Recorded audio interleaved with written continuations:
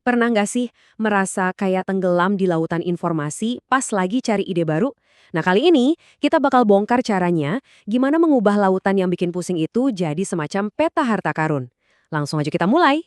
Oke, langsung ke intinya ya. Siapapun Anda, peneliti, mahasiswa, atau inovator, pasti pernah merasakan hal yang sama. Tantangannya tuh, ya ampun, banyaknya pengetahuan yang udah ada di luar sana.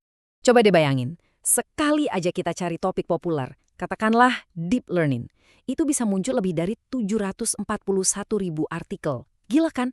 Banyak banget. Nah, mencoba cari jalan baru di tengah hutan informasi ini, itu bisa bikin frustrasi banget.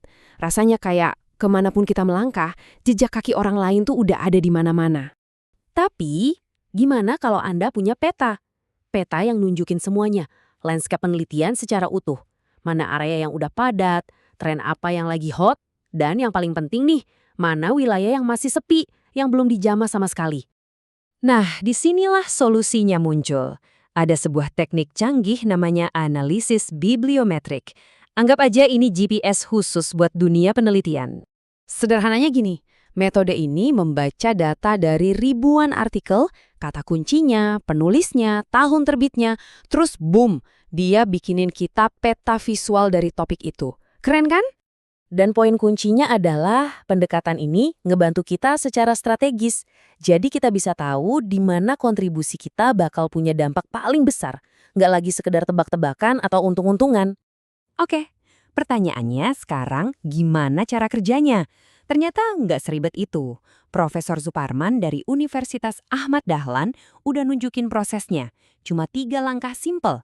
Dan enaknya, kita bisa pakai alat-alat gratis kayak Dimension.ai dan Fossviewer. Prosesnya bener-bener straightforward. Pertama, ya tentuin dulu kata kuncinya.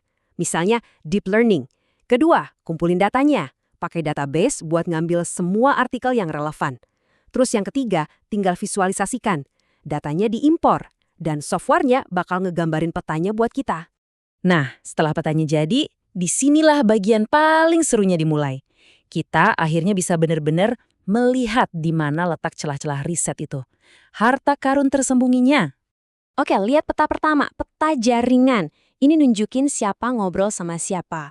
Kalau ada 2 istilah penting tapi nggak ada garis yang nyambungin, itu artinya percakapan itu belum pernah terjadi. Itu dia celahnya. Sebuah peluang riset yang jelas banget.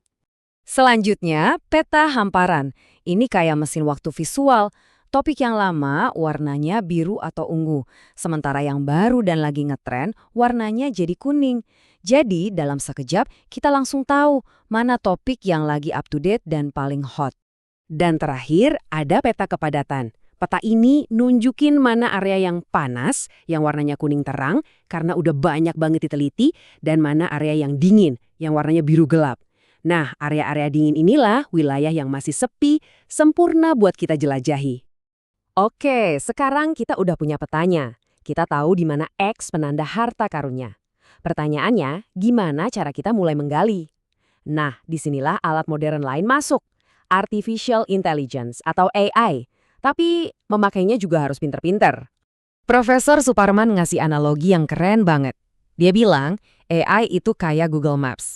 Oke, dia bisa kasih kita rute, panduan yang hebat, tapi kan kita nggak bisa ikutin gitu aja secara buta. Apalagi kalau rutenya ngarahin kita ke tengah ladang atau jalan buntu. Kita tetap harus pakai penilaian kita sendiri.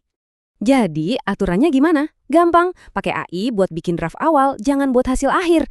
Terus, wajib verifikasi semua fakta yang dia kasih. Cek sumbernya satu-satu, kalau dia ngaco, ganti. Dan yang terpenting, tulis ulang pakai gaya bahasa kita sendiri. Pakai keahlian kita buat mengkritik dan menyempurnakan hasilnya. Intinya, AI itu asisten kita, bukan bos kita. Jadi, apa kesimpulannya buat kita semua? Begini perubahannya.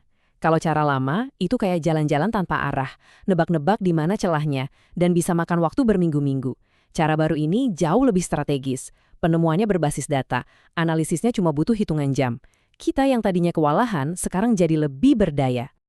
Poin penting yang harus kita ingat, semua alat ini, baik pemetaan bibliometrik maupun AI, tujuannya bukan untuk menggantikan otak kita. Justru sebaliknya, ini untuk memperkuatnya. Kita jadi bisa melihat gambaran yang lebih besar dan menemukan di mana tempat kita yang paling pas untuk berkontribusi. Nah, ini jadi penutup yang bikin kita mikir.